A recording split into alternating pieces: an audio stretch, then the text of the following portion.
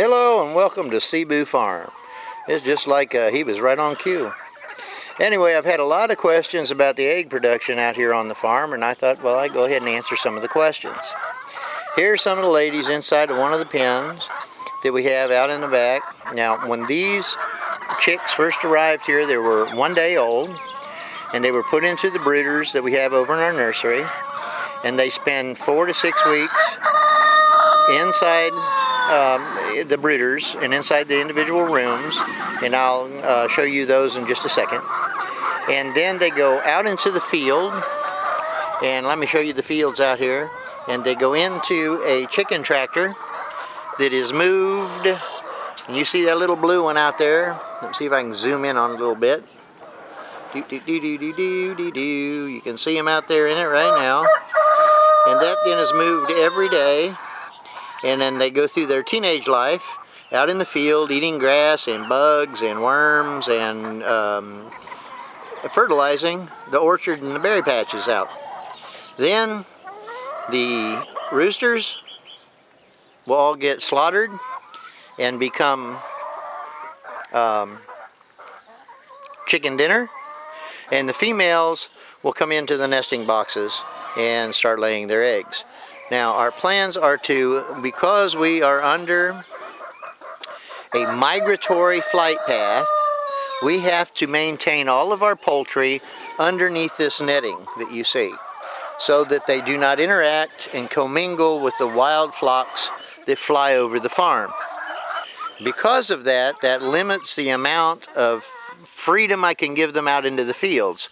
So we are going to probably quadruple the size of our netting pens for our hens to increase so that we can meet the demand that everybody wants our eggs.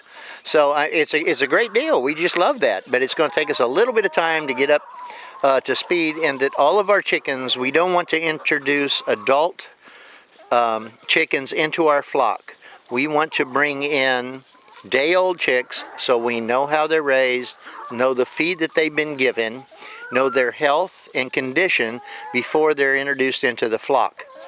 Even though it would be a wonderful thing to just go out and buy a bunch of hens so that I could meet the demand tomorrow, that's not a good model for having healthy, good tasting eggs going forward. So this way we can maintain a healthy flock and produce good quality, healthy eggs. So let's walk inside here real quick, and I'll show you the nursery. When they first come in,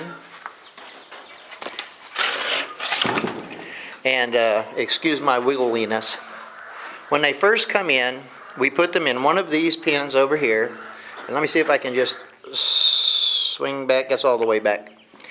I have 6. If you look down the room here, I've got 3 rooms on this side, 3 rooms on this side for putting the baby chicks in. When they first come in, they come into a room like this, and I have pine chips, shavings, on the floor, and then this is the little brooder. Now tomorrow I'll put up pictures of the baby chicks. They're supposed to be here tomorrow for the next batch, and they spend about a week and a half to 2 weeks inside of this, and then I just pull that away and let them run the entire inside of the room until they feather completely out, which is about 4 to 5 weeks. And then from that they go into the field, into the chicken tractor, and spend their developmental weeks out in the field, living the life of Riley on fresh grass and bugs. Plus we supplement their feed. They get, and I'll show you the feed in just a minute. But out here you can see the chicken tractors out there in the field, and they have the chickens in them that are in various stages of growth. Then let me go over here and show you some of the nest boxes. It might get a little loud because here's where the ladies come in to eat and lay their eggs. Now, in here I have 6 rooms that are full of nest boxes. These are the nest boxes, and we clean them out on a bi-monthly rate, and you can see the girls are laying their eggs. They love it in here. These chickens are Bar Rocks and Golden Comets, and then I have some Astralorps that as soon as they're available, I'm gonna have them, and we're gonna raise them and add them to the flock as well. They all lay a medium to large size brown egg, and they're very gentle. Let me see if I can find one of the girls down here. Here's one of the girls. Hey baby, how you doing? I'll see if I can pick up one of the girls one-handed. It's usually kind of hard to do, but if they're... Let me see, how about you, baby? How you doing? Hold up. Why don't you come here? I'm going to pick her up in one hand. How you doing? How you doing? This is her. Get a look at her. Say hi. What? Can you say hi? Okay, I'm going to let her go. There you go. But as you can see, they don't scream and they don't get all freaked out when you touch them. Here's one of the Golden Comets. And anyway, I come in here. I have roosters in with my hens. I do that for two reasons. One, it keeps the ladies happy, and they feel protected because they have some roosters in here with them. And they also have date night. And as we all know, that's important. And then out here is where they can bathe and clean up if they like. And we just try to give them, it's been raining and raining and raining, so this area out here is all muddy right now, but it's just part of life on the farm. And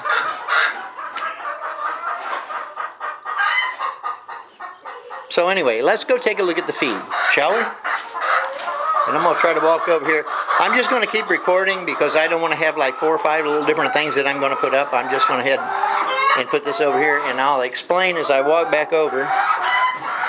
Oh, and here's a little something added. We have several chickens that we don't eat, and we don't collect their eggs, and we just let them run wild here on the farm.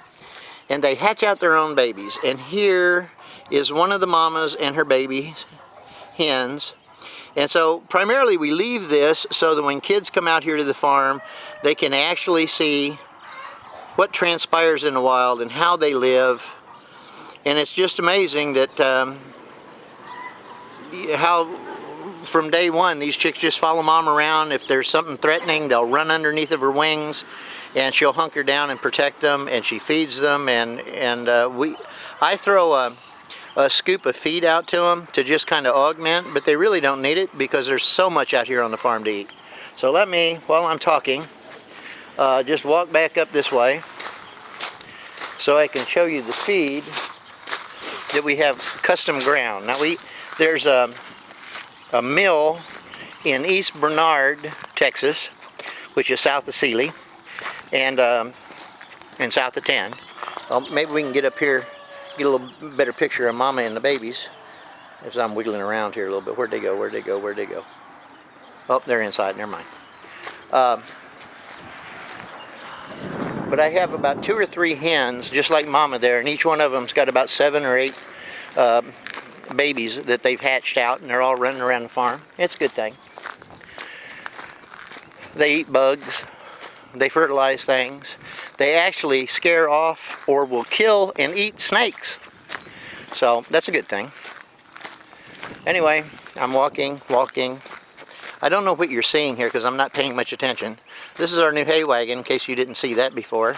It's in another film that I have posted up on the website.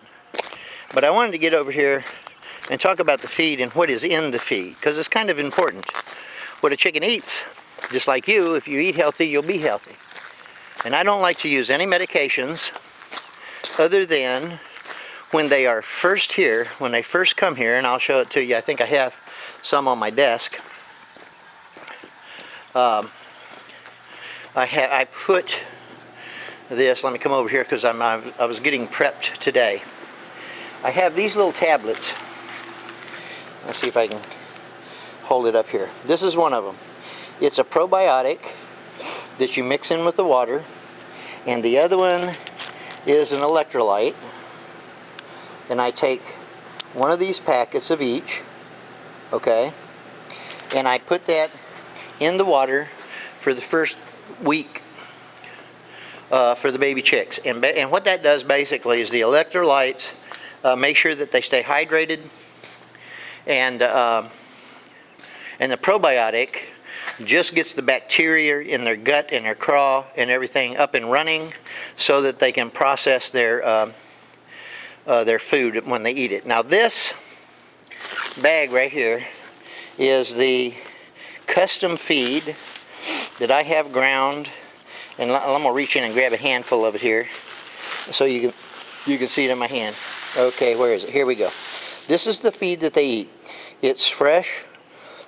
It's ground every 3 weeks. I only buy enough that will last for 3 weeks at a time so that it's always freshly ground, which is good. It keeps their appetites up, and you know, who wants to eat stale feed, right?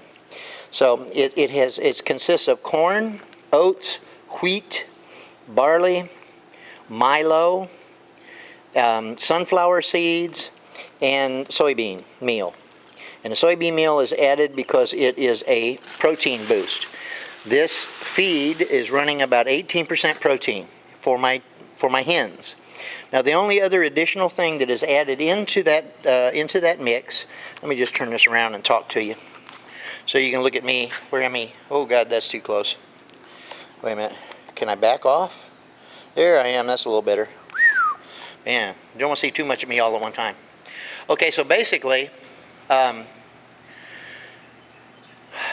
collecting my thoughts here as I walk. The only other additive to the feed is oyster shell, which adds calcium so that they can produce a good solid egg shell around the eggs to help protect the eggs. So let me get out here in the light and maybe you can see me a little better. Not that anybody really wants to, but yeah, here I am. Okay, so now that you know, from the day that they get here, day old chick, we control the water and the food and the life of every chicken on this farm. And it's our goal to make sure that every one of these chickens stay healthy and have as a loving and productive life as is possible for an animal on a farm. And nothing here is squeezed in a cage anyplace. They're all out roaming. We do, because that we're under the migratory flight path of wild geese and ducks and so forth. We, according to the Department of Agriculture here in the state of Texas, we must keep them under netting so that they don't commingle with the wild flocks. And that just eliminates what's going on up in Minnesota and Iowa and places like that, where they're having to kill off millions and millions of birds because they've got influenza in the flocks up there. Here we are tested every single month. The Department of Agriculture for the state of Texas comes out and probes 30 random chickens. And so far, since I've been here September of last year, we have come up negative every single time. But we're pretty good about keeping all of our birds underneath the netting. The only exception to that is the wild ones that run around that we let loose, but they don't commingle with ours because they don't get with our hens and chickens, and the ducks on the lake. But then again, we're not selling the ducks for consumption, so we don't care if they commingle.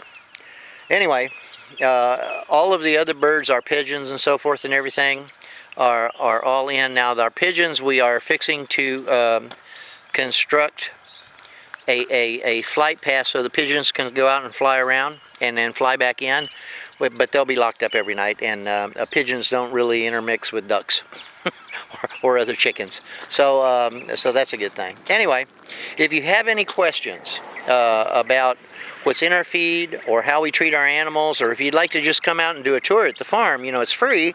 Come out anytime and I'll explain everything and show you everything and take you through step by step. In the meantime, if you have any other question, just post it on the Facebook page there. It's Seebu Farm, S-E-E-B-U Farm. And I'll have some more videos. I try to put up something every day. I don't always get to it. It's been raining and raining and raining, and can you tell I don't really like a lot of rain like this? I mean, we need it in our lakes, but I don't want Lake Seebu. You know what I'm trying to say? Anyway, come out and visit us, and I'll give you a tour, and we'll have a great time. All right, see you soon. Bye.